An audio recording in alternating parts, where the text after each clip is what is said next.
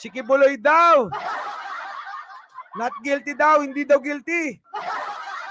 Bakit naman hindi guilty? Boss Mike, sabi nila eh. Sabi nila yun, di ba? Diyos ko, kanina, si Kibuloy, na-arraign na nga. Oo, pero balikan natin kung bakit ba. Bakit ba siya? Oo. Ay nasasangkot sa mga kung ano-anong mga kademonyo ang pinaggagawa nila, no? Oo. Ito na nga, yung kaninang topic natin. Pasok muna natin, ha? Pasok! Pasok, Kibuloy. Ayan si Kibuloy, oh. Oo. Ano, schedule. Ano? Ang pangmomolestya. Trending talaga si Kibuloy. Oo. Trending si Kibuloy, mga kababayan. At nandito na nga si Jen Angeles. Bakit wala ka na sa Pasig kanina? Anong Pasig? Si Kibuloy. Oo. Oh. Oh, ito na. Pasok na natin. Bakit? Iba't ibang batang babae kada araw ang minomolestya umano ni Pastor Apollo Kibuloy. Ayon po yan sa mga bagong lumantad na biktima raw ng self-proclaimed appointed Son of God. Pero git ang kampo ni Kibuloy, gawa-gawa lamang ang mga akusasyon. Nasa frontline. Sabi ko sa inyo, gawa-gawa lang yan. Gawa-gawa lang ng mga ng mga nagre-reklamo. Yan yung kanilang ngayon, ha, mga kababayan. Pinangdidipensya. Ang dipensya nila, mga kababayan, gawa-gawa lang ng mga babaeng yan. Nakalive ka na naman, alam mo na kung anong ginagawa. Oo, alam ko na. Si Busog Karapata. Busog na busog ka. So yung mga kababayan, kita nyo naman, itong si Kibuloy talagang trending na ito eh. Sobrang sikat na. Sikat na sikat si Kibuloy sa kanyang sa kanyang kagaguhan. Sige, tuloy natin ulit. Balitang yan, Brian Castillo. Pang-aabuso sa ngalan ng pananampalataya. Yan daw ang sinapit ng ilang babaeng minor de edad sa kamay mismo ng tinitingala nilang leader na si Pastor Apollo Kibuloy. Kasi nga, mga kababayan, pang-aabuso sa alang-alang sa kanilang pananampalataya kay Kibuloy. Itong kulto ni Kibuloy, mga kababayan, huwag nyo nang tawaging relihiyon. Huwag nyo nang tawaging Christian? Huwag na. Oo, kulto talaga to. Biruin mo, tinataniman ni Kibuloy ng iba't ibang pananampalataya na siya lang yung nagbibenepisyo. Diba? Para maisakatuparan niya yung alin? Yung kanyang pangangailangan ng kanyang laman. Oo, walang pakialam yun. Sa totoo, mga kababayan, si Kibuloy, wala nang pakialam yan sa espiritu niya kung saan mapupunta. Ang mahalaga sa kanya, yung init ng katawan niya, yung kamanya-kanya. Diba? Yun talaga yan, mga kababayan. Kamanya-kan talaga. Oo, bagong bastos. Si Kibuloy, oo. Oo nga. Oo. Ano bang kulit mo, busog ah? Kulto ni Judas. Hindi. Kulto ni Taning. Yun ang sinabi ng PNP kahapon na lumutang ang ilan sa mga biktima sa kasagsagan ng operasyon sa Kingdom of Jesus Christ compound sa Davao City. Kwento raw ng mga biktima. Kabilang sila sa tinatawag na pastorals o yung mga babaeng nasa inner circle ni Kibuloy. Nasa inner circle? Oo. Nasa inner. Oo, kasi bakit? Alam nyo ba kung bakit nasa inner circle? Kasi laging ini-inneran niya. Ini-insert SIM card ba? Insert SIM card, di na nga bastos yun. Gagalit pa si Jen Angeles eh. Nag-i-insert SIM card si Kibuloy. Oo, sa mga sa mga pastoral niyang mga babaeng mga murang edad. Minor de edad. Di ba? 12, 13, 14, 15, tita na. Pag 16, wala na, pangdigong na yun.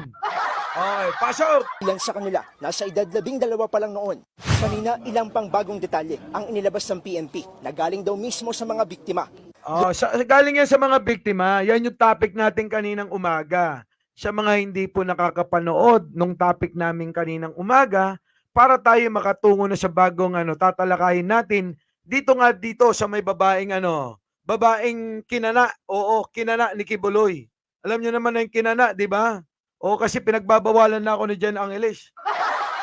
Ayaw niya na ng mga EUT, Oo. Oo, ganon. Ayaw niya na yun.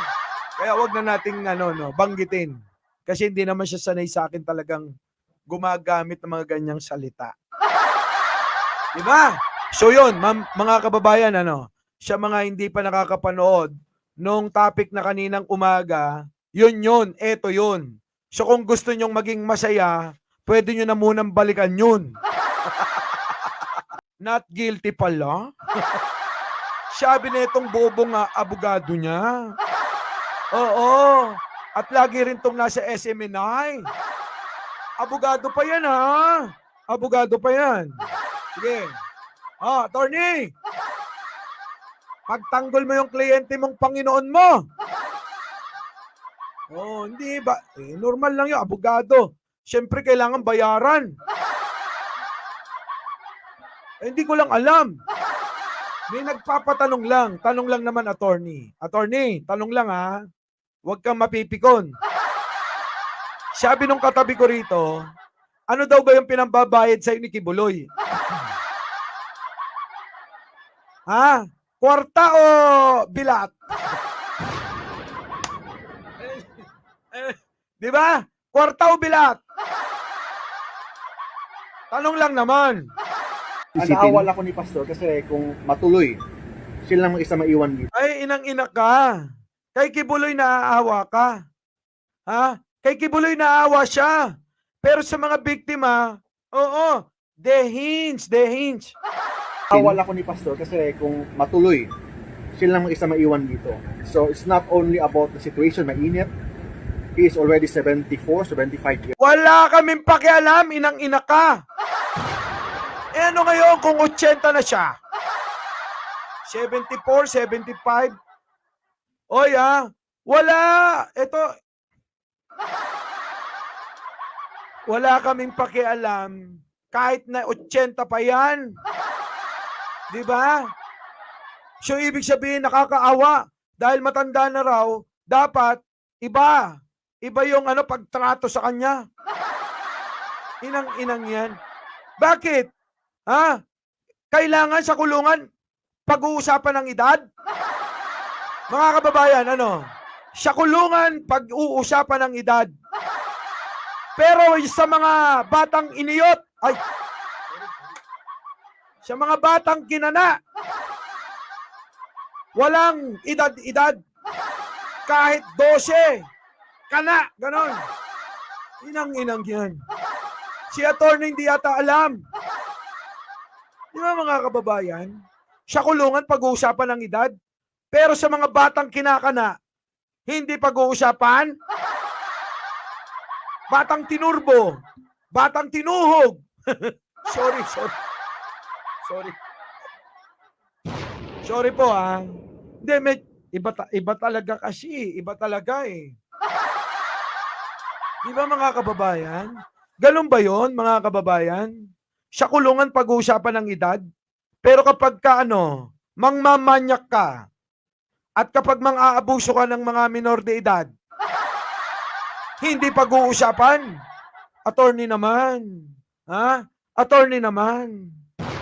Baka naman na masyado mo na ring pinagkaubaya kay Kibuloy ang kaluluwa mo. 'Di ba? Sorry po, sorry. Chronic, sorry. Ha? Sige, tuloy. Years old, so kang init. Sobrang init, wala kaming pakialam. May pakialam ba kayo kung mainit? Yung kulungan, bakit yung ibang mga nakakulong doon? Walang reklamo. Bakit si pastor? May reklamo. Ganun ba yon? Di ba? Tutuloy. Loko-loko kayo. O, sige, tuloy. Kahit music, walang music. Kahit social Gusto pa ng music? Gusto mo ng music? Meron kaming music dito. Nasaan ba yung music natin? Pakita mo nga, Boss Mike, yung music. Oo, ito si Anino, makulit eh. Oh, ito music. Oh. Oh.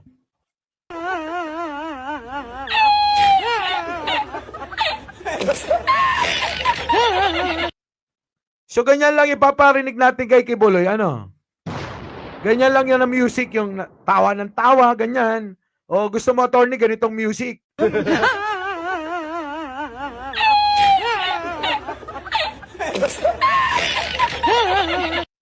So, ganyan lang. Pwede na ba yan kay, kay attorney? Ito na lang yung music niya, ulit-ulit lang. Oh, na pinagtatawanan siya ng sarili niya. Diba? Oh, sige. Ito si attorney, ginigigil ako. Oh. kung wala kayong social media, tingnan lahat dito. Ano maramdaman ninyo? So, walang social media, walang TV, kahit music man lang na religious songs. Bawal. So, Ganun talaga. So parang gusto nila mga kababayan, special treatment. Special treatment para sa isang demonyong manyakis na matandang mautog pa rin. Oo, mga kababayan. Special treatment. Kita nyo? Di ba? Hindi yata alam ni attorney na kulungan yun. Hindi alam na bilangguan. Hindi alam. O, sige tuloy. tapos siya lang mag-isa, at least may kausap man lang. At least yung kasi, Di kausapin niya sarili niya. Attorney, baka nakalimutan mo. Kahit mag-isa siya, may kausap siya. Di ba sabi niya, lagi kong kausap ang Diyos.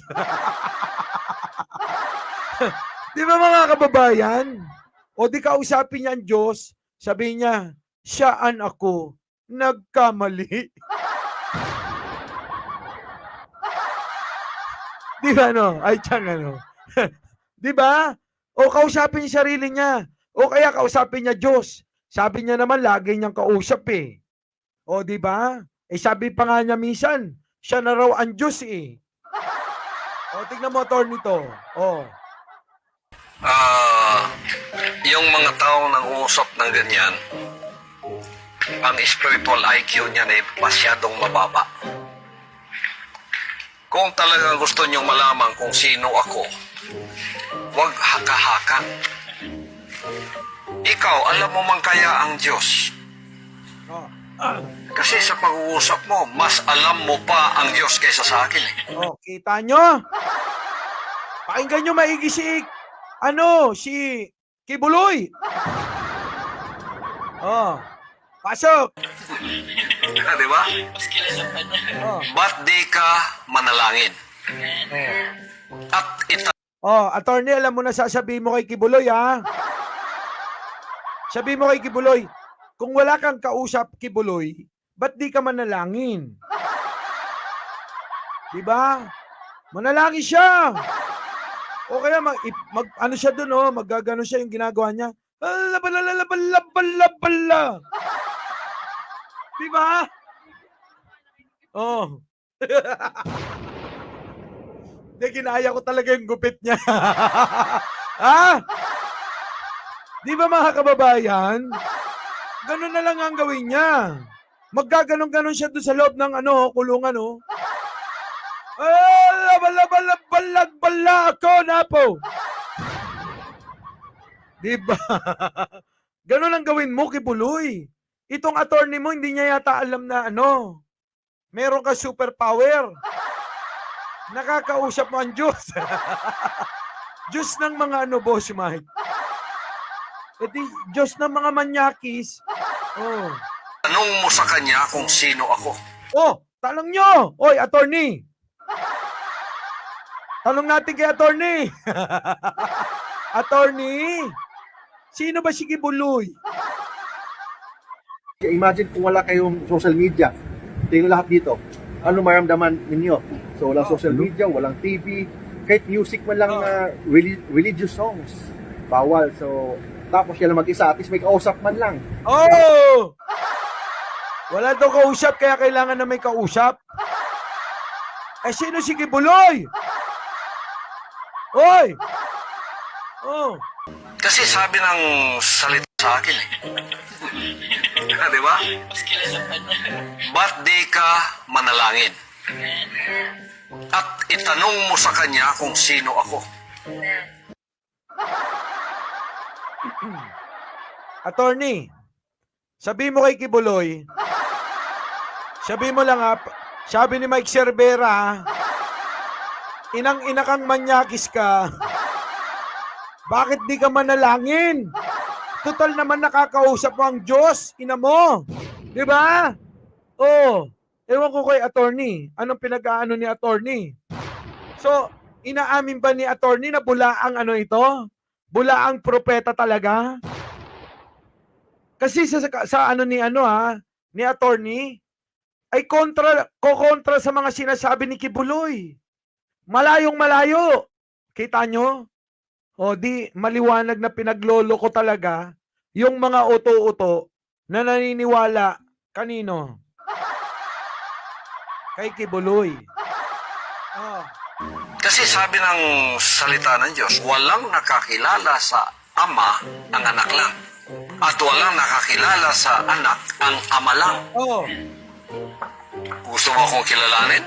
Oh. Gusto mong malaman na itong sinasabi ko totoo? Kasi naghanap ka ng proof. We are talking here of the element of faith. Itong lahat, faith ito. Pag gumamit ka ng Word of God, that's by faith. Faith lang, Kibuloy. Oo. Oo, yung faith mo, gampanan mo. Panghawakan mo ang faith na yan. Oo. Di ba? Panghawakan mo. Oo, kaso kasi iba-ibang faith ang hinawakan mo. Oo. Faith ang hinawakan mo, Kibuloy. Hindi yung faith talaga. Oh, di ba? Faith eh. Oh, not guilty daw. Yung kulungan nila, pag ganun lang, mga ilang square meter, mga 6 or 7 square meter, at least pwede silang magsigawan, marinig yung boses ng kabila. Paano kung sila lang mag-isa doon? So, yun ang epekto. So, it is traumatic. Ito yung kanina, mga kababayan, no?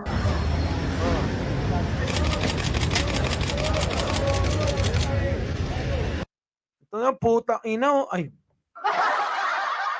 Ito, tignan nyo, oh. Si Kibuloy, oh. Tignan, lakihan ko nga. Oh. Oh, game. Oh. Yung mga yung mga ano, mga animal, di ba? Oh, sige, tuloy. Si Mactandem naman, pek-pek daw yung hinahawakan. Nadali mo pa yun. Oh. Oh. Oh. Oh, mapot. Di ba mga animal to eh, di ba? Kita nyo naman mga itsura, oh. Naka-helmet pa. Oh, tapos ano? Meron pang ano? Bulletproof vest. Putik. Attorney, may interview naman, sir. Attorney Torion. Pasok na.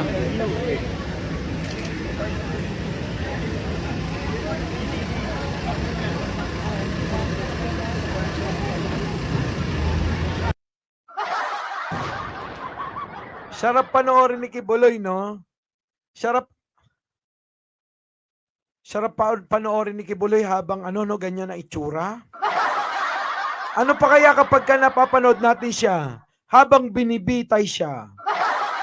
Siguro pumapalakpak pati mga itlog ko. Ruth not guilty. Yan ang Alam nyo na, not guilty ang inang-ina.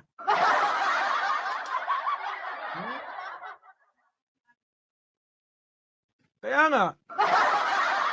Not guilty. Sino ba umami sa sa kanyang ginawang kasalanan, lalo na yung mga ganyan?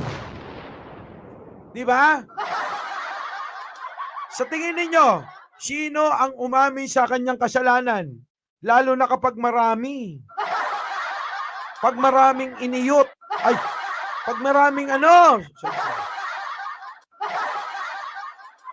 pag maraming kinana.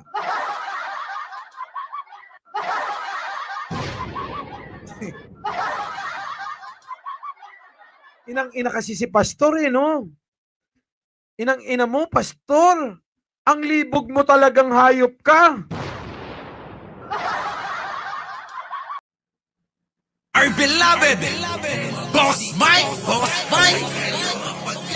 Cervera.